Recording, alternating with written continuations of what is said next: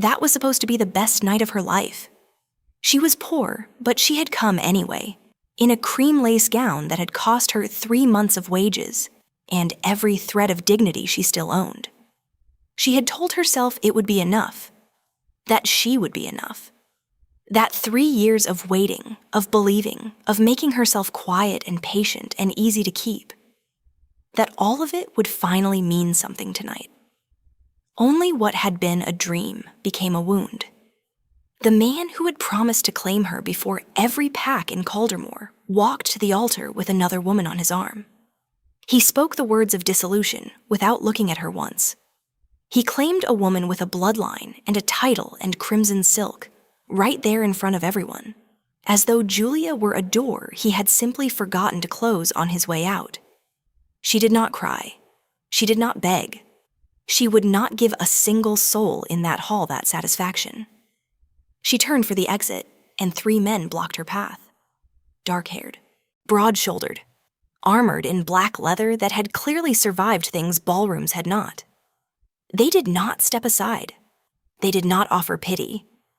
The one in the center, blue-eyed, jaw like carved stone, a scar crossing his forearm like a signature, looked past her toward Billy with something that was not quite anger. It was quieter than anger, more dangerous. Then he looked at her, and all 3 said a version of the same thing. They wanted to claim her. Billy could not stand it, and what was meant to be a claiming right became an arena. What was meant to be a promise became a war. The question was no longer who had rejected her. It was who would survive to kneel before her. The gown was cream lace. Julia had sewn the last of it herself, hunched over a borrowed needle by candlelight, her fingers stiff from the borderland cold. She had told herself it was foolish, that no one would look at her anyway, that a simple dress would do. That hope was a luxury for women with better bloodlines than hers. But she had finished it anyway, with the quiet stubbornness of someone who has very little and refuses to offer less. She had braided her gold hair like a crown she had not yet earned, and she had walked into Caldermore's grand hall with her chin up and her wolf steady in her chest. She had walked in believing tonight would change everything. She had been right, just not the way she had imagined. Chapter 1. 3 years ago, the storm had come without warning. Julia had been returning from the market at Caldermore's edge when the sky split open. Not gently, not gradually, but all at once, the way betrayal comes when you are not prepared for it. She had run for the nearest shelter, which happened to be a barn at the foot of a hill she did not recognize, belonging to a family whose name she did not yet know. Billy had been inside, tending to a horse with a thrown shoe and very little patience. He had looked up when she stumbled through the door, soaked to the skin, and breathing hard, and something had happened in the space between one heartbeat and the next. She had felt it before she understood it, a pull, deep and animal and certain, the kind the old wolves called fated. His eyes had gone wide, his hands had gone still. Neither of them had spoken for a long moment. The rain had done the talking. By the time the storm passed, she knew his name. By the time she left, he had promised her everything. Not immediately, he had said. His family had arrangements. His father had expectations. There were things he needed to settle, debts of obligation that could not be broken overnight. He needed time, 3 years, he said, holding her hands in both of his thumbs pressing warmth into her knuckles like a seal on a letter. 3 years, and then he would claim her before every pack in the borderlands. Before the world, if she wanted. Julia had believed him. This was her flaw, though she would not have named it that. She called it loyalty. She called it faith. She had watched her mother love a man who left and had decided, privately and permanently, that the women who got abandoned were the ones who had not waited long enough, had not been patient enough, had not made themselves easy enough to return to. Love, in Julia's private religion, was proved through endurance. If you stayed, if you bent, if you never asked for more than what was offered, eventually the thing you were waiting for would arrive. So she had waited. She had turned down a merchant's son in the 2nd year and a young beta in the 3rd, both decent men who had looked at her like she was worth something. She had smiled and declined and told herself it was faithfulness and not foolishness. She had sewn the cream lace gown in the final month, telling herself the waiting was almost over. She had walked into Caldermore's Grand Hall tonight with 3 years of patience folded into every stitch, and Billy's promise pressed like a dried flower between the pages of everything she had ever chosen to believe. She had not yet learned that patience, worn long enough, stops looking like a virtue. It starts looking like a cage you built yourself. Chapter 2. The Grand Hall of Caldermore was not built for women like Julia. It was built for bloodlines, for silk and inheritance and the particular kind of confidence that comes not from earning anything, but from never having had to. The ceilings were vaulted stone, threaded with iron chandeliers, each one dripping candlelight onto the heads of alphas and nobles and she-wolves in gowns that cost more than Julia's entire year of wages. The air smelled of pine resin and expensive perfume, and the low, charged energy of wolves in formal company, polite on the surface, predatory underneath. Julia walked in anyway. She kept her chin level and her steps measured, the cream lace of her gown whispering against the stone floor. She knew how she looked. She knew the dress was not silk, that her jewelry was a single inherited pendant and nothing more, that her braid, however carefully pinned, did not carry the weight of a family name. She knew all of this the way she knew the cold, not as something that stopped her, but as something she had simply learned to move through. She took a glass of wine from a passing tray she did not intend to drink and scanned the room for Billy. She did not find him immediately, which was not unusual. The hall was full. Every pack of consequence had sent representatives, and the claiming right drew crowds the way fire drew moths. She moved along the edge of the room, nodding to a few familiar borderland faces, keeping her expression pleasantly neutral, the way she had taught herself in years of being the poorest woman in any given room. It was somewhere near the eastern wall, while she was searching the far cluster of guests near the altar steps, that she felt it. Eyes, specific and deliberate and entirely unapologetic. She turned before she meant to. There were 3 of them, standing apart from the crowd the way mountains stand apart from hills. Not because they had moved away from the room, but because the room had instinctively arranged itself around them. They were dark-haired, all 3, and dressed in black leather that belonged to no formal occasion she had ever attended. It was the leather of men who had ridden hard to get somewhere and saw no reason to pretend otherwise. Broad-shouldered, scarred, at least 2 of them visibly so. The kind of men whose stillness reads louder than other men's movement. She recognized them a half-second after she looked. The Voss brothers. Everyone in the borderlands knew the name, the way everyone knows the name of a storm system or a fault line. Not because they had met it personally, but because the stories arrived before they did. Roan Voss, the eldest, cold-eyed and lean, with the watchful patience of a man who has never needed to raise his voice to be obeyed. Cale Voss, the middle brother, arms crossed now against his chest, a faint curl of amusement at the corner of his mouth as though he found the entire hall privately entertaining. And the one in the center, the one whose blue eyes had found her first and had not moved since, Draven Voss, Alpha King of the Eastern Wilds, the most powerful unmated alpha in 3 territories. All 3 were looking directly at her. Julia held the gaze for exactly 1 second longer than was comfortable, then looked away. She was not here for that. She was not here to be looked at by dangerous men in expensive leather with reputations that preceded them like the sound of a bowstring drawn back in a quiet room.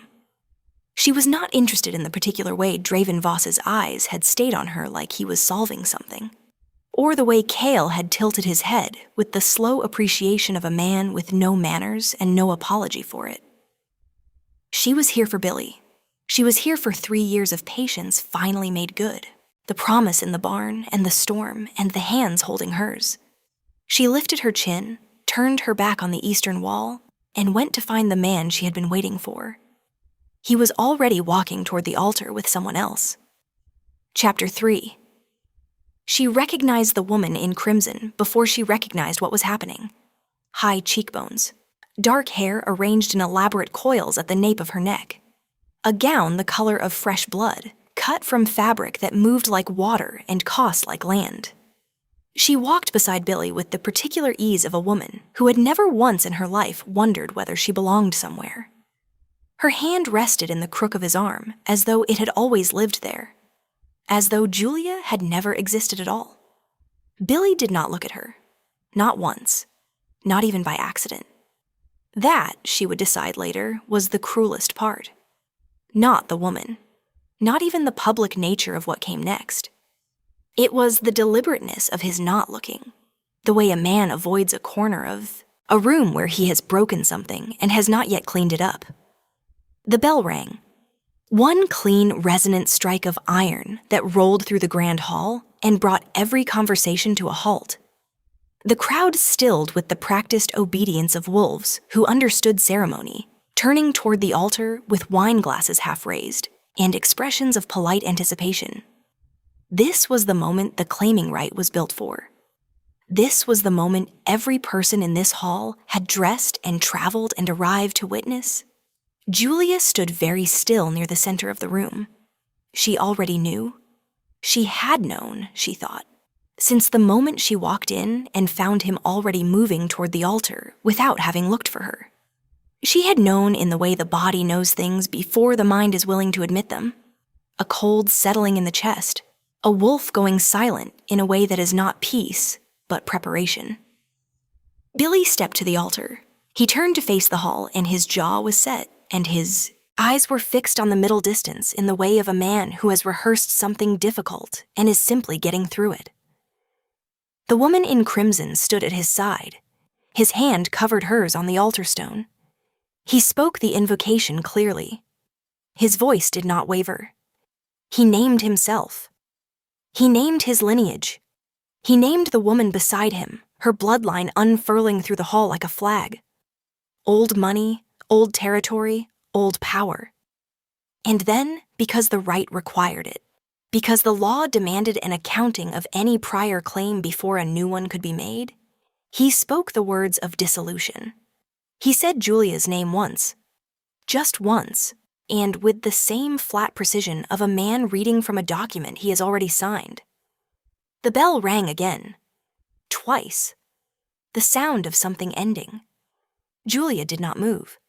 She was aware of the hall shifting around her, the small, hungry adjustments of a crowd that has just witnessed something spectacular and is waiting to see what breaks. She could feel eyes finding her face from every direction, the particular attention of people calculating how badly she was hurt and how much of it she would show. She had grown up poor in a borderland town. She knew this kind of watching. She had been the subject of it before, at market stalls when she could not make full payment, at pack gatherings when her mother's absence made her conspicuous. She knew exactly what they wanted. They wanted her to fracture, to press her hand to her mouth, or go pale, or let her eyes fill in front of everyone. They wanted the ivory dress to become a costume for grief, something pitiable they could discuss on the ride home. She gave them nothing. She breathed in, slow and even, and she let the cold in her chest spread until it was not pain anymore, but simply temperature. She straightened her spine one careful degree. She kept her face soft and unreadable, the expression of a woman thinking about something entirely elsewhere. Her wolf lay quiet beneath her ribs, not wounded, but waiting in the way of creatures that have survived worse and know how to hold on until conditions change. She would not cry here. She would not beg or plead or make a single sound that anyone in this hall could carry home as a story.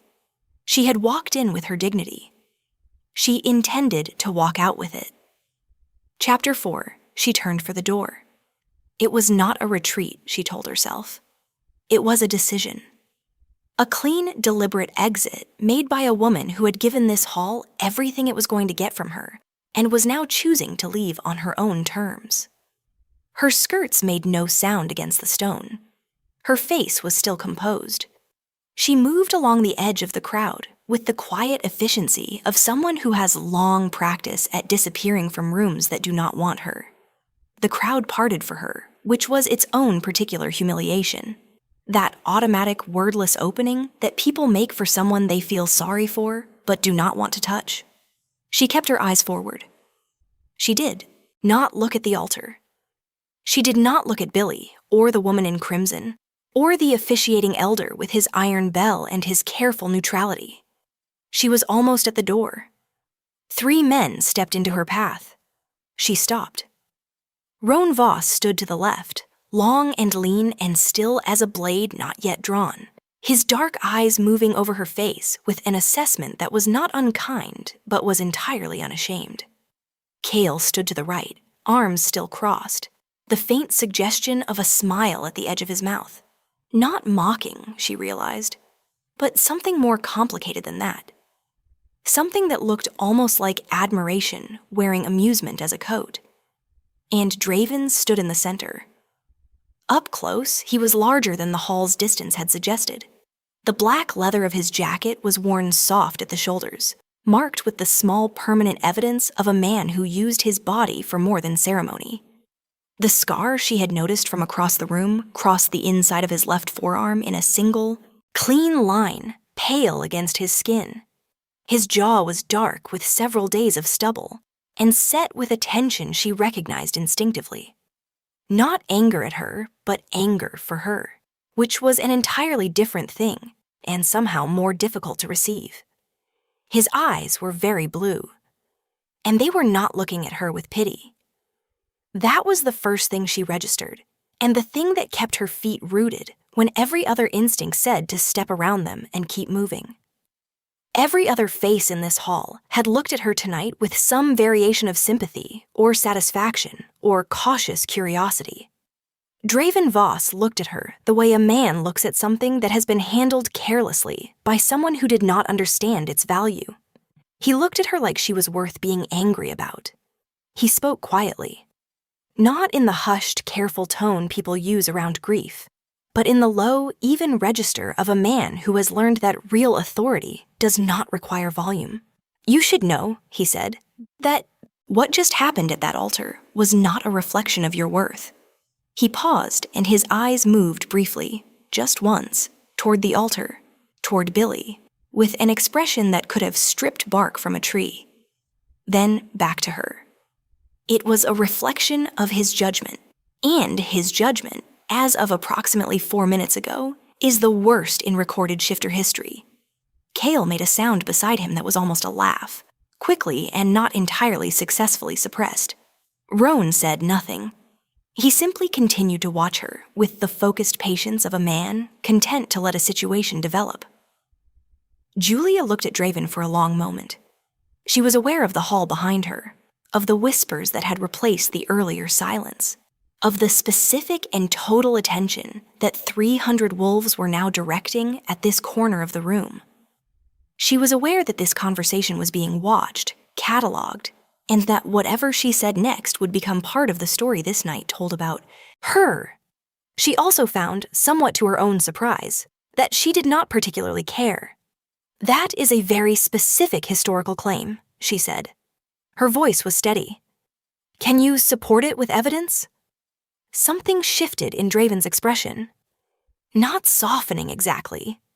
More like recognition. "Give me the evening," he said. "I intend to."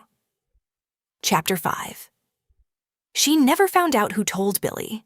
Perhaps he saw it himself. The shift in the hall's attention. 300 wolves turning away from the altar and toward the eastern edge of the room, where the most powerful brothers in the territory were standing with his discarded mate, and apparently finding her worth talking to. Perhaps someone whispered in his ear. Perhaps he felt it the way alphas sometimes feel a challenge before it is formally issued, in the back of the throat, in the raised hair at the nape of the neck. However it reached him, he came across the hall quickly. Julia heard the change in the crowd before she saw him. That particulars. Ripple of awareness that moves through a room full of predators when something is about to happen. She turned. Billy was cutting through the guests with the expression of a man who has made a calculation and does not like the result. His jaw set and his eyes fixed on the space between her and Draven, with something that was not quite jealousy and not quite authority, but was trying very hard to resemble both. The woman in crimson was not with him. He had left her at the altar, which said something about his priorities that Julia filed away quietly and said nothing about. He stopped a few feet short of them. His eyes went to Draven first, then to her. And what moved across his face in that brief transit was something she had never seen there in 3 years, something raw and proprietary and too late. The dissolution was conditional, he said. His voice was pitched to carry just enough to the people immediately surrounding them without traveling farther. A contained damage control, tone. There are terms that were not fulfilled. She is still under my claim. The hall went very quiet. Draven did not move, did not shift his weight or change his expression, or look at Billy with anything approaching urgency. He looked at him the way a man looks at weather, acknowledging it, categorizing it, finding it neither impressive nor particularly inconvenient. Conditional on what terms, he said. Spoken before what witnesses? Recorded in what ledger under what law? Billy's jaw tightened. Eastern law does not apply here. No, Draven agreed pleasantly. But you invoked the right of dissolution under the common shifter accords, which are administered jointly across all territories. He tilted his head slightly. Including mine. It was Roan who stepped forward then, unhurried, drawing a folded document from inside his jacket with the ease of a man who had anticipated this exact moment and had simply been waiting for it to arrive. He held it up without unfolding it, letting the seal speak for itself, the eastern mountain crest stamped in black wax, unmistakable. The ancient right of contest, Roan said, to the hall as much as to Billy, his voice carrying the flat authority of someone reading from stone. Invoked under Eastern shifter law, recognized across all territories under the common accords. In the event that a claimed or formerly claimed she-wolf is sought by 3 or more alphas of standing, and the prior claimant's rights are disputed, the matter is settled by contest. He lowered the document. We are 3. We have standing, and we are formally disputing your rights. The silence that followed was total. Then the hall exhaled, and everything changed at once. Guests stepped back. The officiating elder moved toward the center of the room, with the careful urgency of a man who has presided over many ceremonies, but not often this one.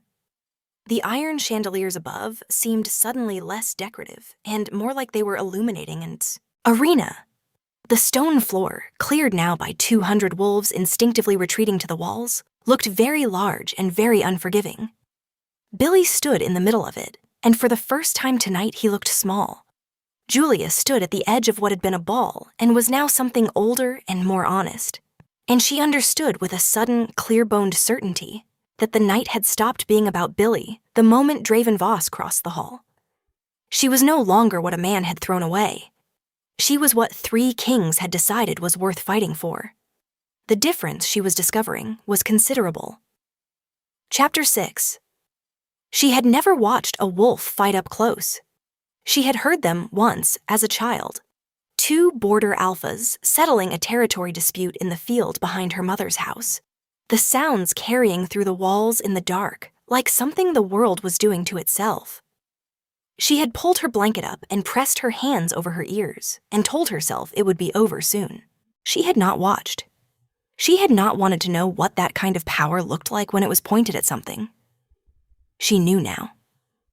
The elder spoke the formal opening of the rite in a voice trained to carry across large spaces, reciting the terms with the brisk efficiency of a man who understood that the room was no longer interested in ceremony and was giving it the minimum required before stepping well back. When he finished, the silence held for exactly 1 breath. Then Billy shifted.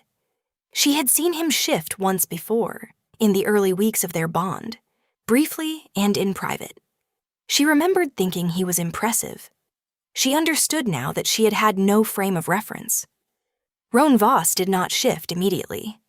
He watched Billy's wolf find its footing on the stone floor with the expression of a man reading a short document.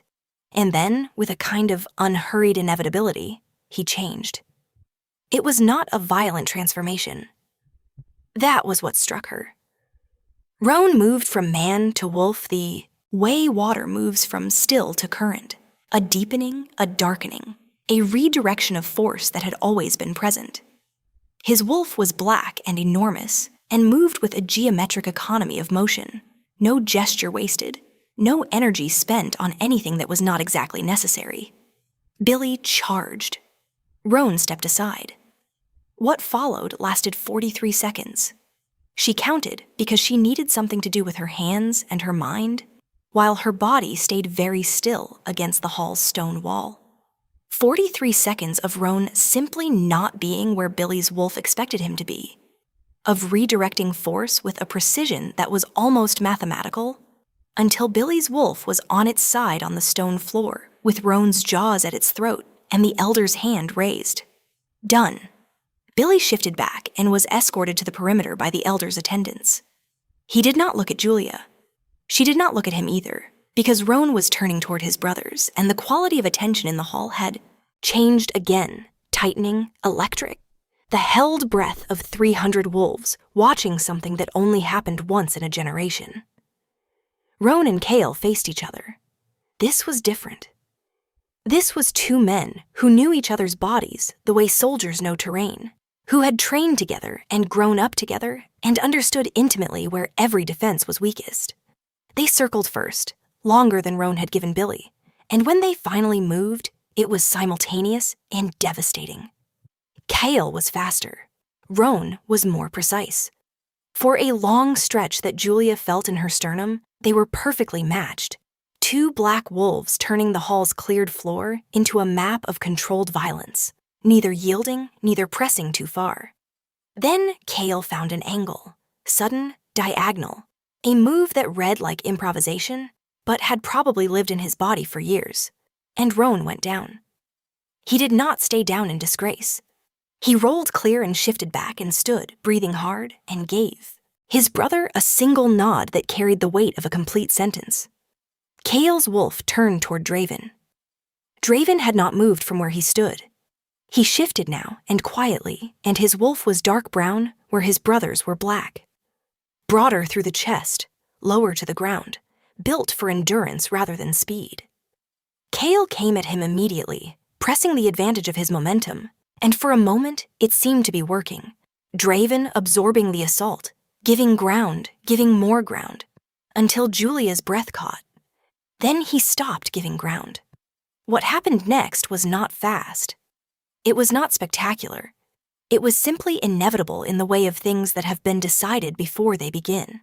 Draven moving through Cale's attacks with a terrible patience, dismantling each one not with superior force, but with superior understanding, until Cale's wolf lay down of its own acknowledgement. The hall did not cheer. It exhaled. Draven shifted back. He was breathing evenly. He rolled, his left shoulder once, and turned, and looked across the cleared stone floor directly at her. Chapter 7. The hall stayed silent. That was the thing she would remember afterward, above everything else. Not the fight, not the bell, not even the words. She would remember the silence of 300 wolves who had come to this hall expecting a claiming right, and had received instead something older and stranger and far more honest, and who now stood at the walls with their wine glasses forgotten, and watched Draven Voss cross the stone floor toward her without making a single sound.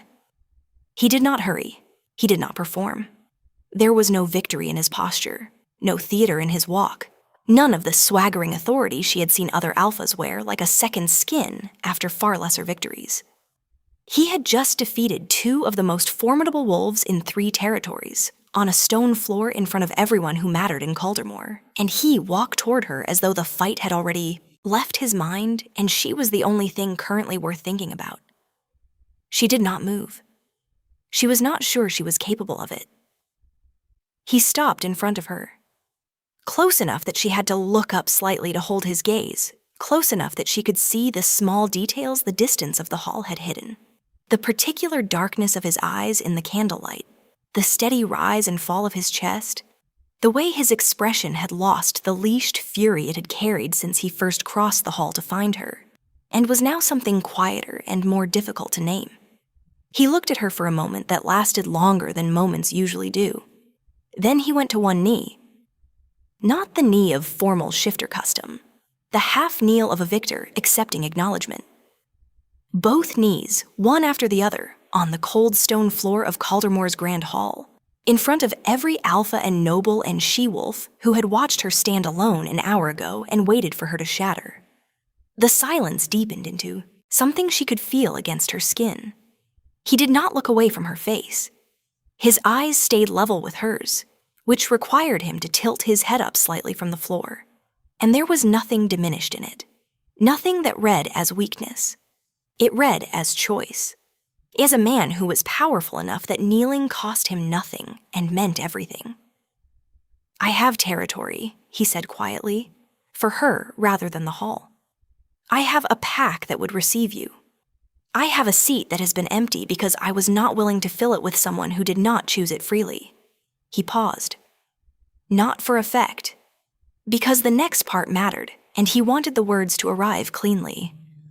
"I am not offering you a claim. I am not invoking a right. I won the right, and I am setting it aside, because I do not want a woman who was won." His jaw tightened slightly. "I want one who stayed." He let that settle. "I am asking," he said. Not claiming. Asking. Julia looked at him for a long time. She was aware of the hall. She was aware of Billy somewhere at the perimeter, of Roan and Kale standing apart from the crowd, of the elder with his iron bell and his careful hands, and 300 wolves who had collectively stopped breathing. She was aware of all of it, and it mattered very little, because something was happening in her chest that demanded her full attention. She had spent 3 years making herself easy to keep. 3 years of patience worn like armor over the understanding that she was not the kind of woman men fought for, chose first, knelt before. She had built her entire architecture of loving around the assumption that she would always have to earn her place in it, quietly, without complaint, without asking for more than what was offered. No one had ever asked her what she wanted. Not once. Not like this. Not on their knees on cold stone in front of everyone. She felt something give way inside her that had been load-bearing for a very long time. It did not feel like breaking. It felt like a door, long locked, finally opening from the inside. "Yes," she said. Her voice was steady. Her eyes were not. And for the first time all evening, she did not try to hide it. Chapter 8. The Eastern Wilds did not ease into existence the way other territories did. There was no gradual transition, no softening of landscape that announced you were somewhere new. One moment, the road was the road, flat and familiar, and bordered by the kind of trees she had grown up with. Then the trees changed, older, broader, their roots breaking the surface of the earth like knuckles, their canopies dense enough to turn afternoon into something closer to dusk. And the air changed with them, cooler and darker, and carrying a particular mineral weight that she felt at the back of her throat. Her wolf, quiet for days, stirred. This was old land that had been held a long time by something that knew how to hold things. Draven's Keep was not what she had imagined, though she would have been hard-pressed to say what she had imagined. It was stone and timber and enormously practical, built into the side of a rise in the earth rather than on top of it, as though it had grown there instead of been constructed. It was not a palace. It was something better, a place that had been lived in for generations by people who intended to stay. He showed her to her rooms himself. They were on the eastern side of the keep, with a window that opened onto nothing but forest and distance, and the particular quality of light that the wilds produced at the end of the day. Amber and specific, like the last 10 minutes of something good. He told her the rooms were hers, that the territory was open to her, that there was no schedule, no expectation, no shape she was required to take. Then he left her alone, and she stood at the window for a long time, and the ghost arrived. It was not dramatic. That was the cruelest feature of grief when it finally came. It did not announce itself with the acute agony of the dissolution bell or the clean shock of watching Billy walk to the altar. It came in the quiet, in the spaces between things, a phantom ache where a bond had been. 3 years of her life had organized themselves around a future that no longer existed, and the self that had believed in that future did not simply dissolve because the circumstances had changed.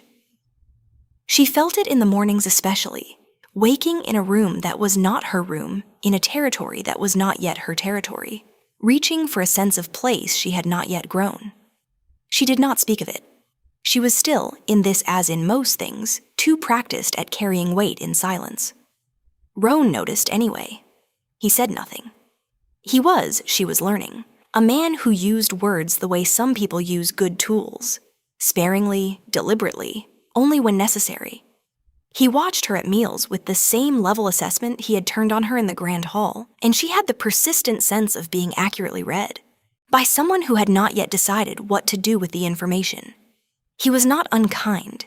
He was simply guarded in the manner of a man who has extended trust before and found the experience instructive. She understood it. She did not take it personally. She was guarded too. Cale was another matter entirely. He appeared at her window on the 4th morning within 2 cups of something hot, and the expression of a man who has decided unilaterally that things have been serious long enough. He handed her a cup through the window. He told her, without preamble, that Roan had been 17 when he last smiled voluntarily, and that she should not use him as a metric for whether the wilds were welcoming. She laughed. It arrived before she could weigh it or qualify it, sudden and genuine and slightly startled, the laugh of someone who had forgotten for a few months that the impulse still existed in her. Cale looked enormously pleased with himself in the way of people who know they are funny and have simply been waiting for the right audience. Draven found her still at the window an hour later, the empty cup in her hands, watching the forest with something in her face that was not quite peace, but was moving in that direction. He said nothing. He simply stood beside her and looked at the trees. It was the most she had felt accompanied in 3 years. Chapter 9. 1 year changed things that 3 years had not. She understood that now, that time alone meant nothing, that it was the quality of what filled it that mattered, that she had spent 3 years becoming smaller and quieter and easier to keep, and had managed in 12 months in the eastern wilds to undo most of that work and replace it with something she did not yet have a word for, something that felt less like patience and more like roots, less like waiting and more like belonging. The eastern claiming stone stood at the center of a natural amphitheater, formed by the oldest trees in the territory, their trunks wider, then 3 men standing abreast, their canopies interlocking overhead in a vault of living timber that made every cathedral she had ever seen feel like a recent and unconvincing imitation. The packs had gathered since dawn. Representatives from every territory in the Accords were present, because when the Alpha King of the Eastern Wilds formally bonded his Luna, attendance was not optional for anyone who valued the relationship. Julia stood at the stone in a gown the color of the forest at first light, deep green, simply cut, nothing borrowed and nothing owed to anyone. Her hair was down. She had stopped braiding it like a crown she had not yet earned, because she had learned, slowly and with considerable resistance, that the earning had already happened. She wore Draven's mark at the curve of her throat, the bond scar pale and permanent, and she had stopped covering it 3 months ago. Draven stood across the stone from her, and he looked at her the way he had looked at her every day for a year, like she was worth being angry about, worth kneeling for, worth every complicated and inconvenient thing that had followed that night in Caldermore's Grand Hall. Like she was someone's first choice, like she had always been. She had learned, finally, to look back at him the same way. The ceremony was formal and ancient, and she moved through it with the ease of a woman who had stopped performing composure and had simply arrived at it. When the elder bound their wrists with the eastern cord and spoke the words of permanent claim, her wolf did not go quiet. It rose, warm and certain, and pressed forward to meet the bond like something coming home.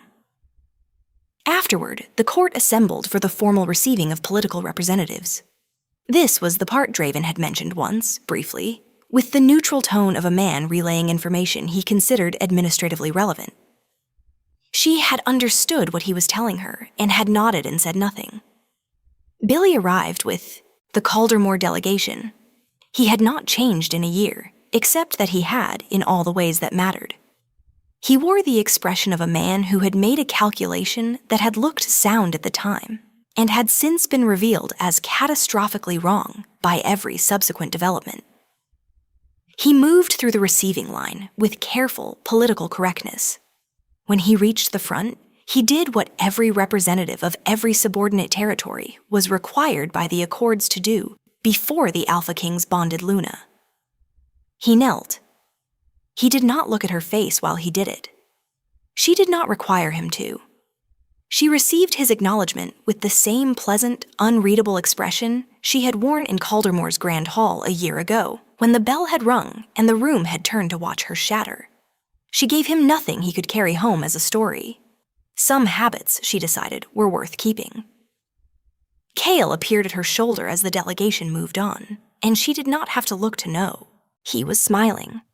He had arrived at the ceremony that morning with a woman on his arm, dark-eyed, sharp-tongued, utterly unimpressed by him, in a way that had clearly and immediately delighted him beyond reason.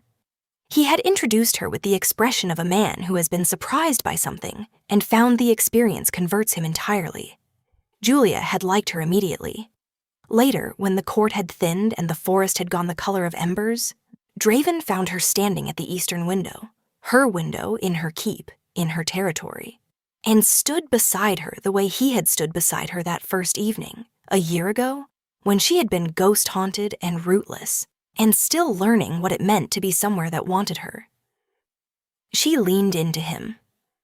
A small thing, the kind of thing that only means something when it has been earned slowly, on both sides, over time and difficulty, and the gradual patient work of choosing each other on ordinary days when there were no grand halls and no iron bells and no one watching to see if you would break. He put his arm around her. Outside, the eastern wilds stretched vast and dark and ancient in every direction, and they were hers, and she was theirs, and she had stopped waiting for the floor to fall because she had finally understood. Standing in a barn doorway 3 years ago, she had made the mistake of thinking that love was proved through patience. She knew better now. Love was not proved through waiting. It was proved through this, through a man who knelt not to win but to ask, through territory that opened like an answer to a question she had never been allowed to finish, through 12 months of being someone's first thought and last consideration and most deliberate choice. She had always deserved to be chosen first. She simply had not believed it until someone showed her what believing looked like from the outside. If Julia's story moved something in you, join our membership to read the next tale. First, before anyone else. New stories drop every week, and members always see them first. Your next chapter is already waiting.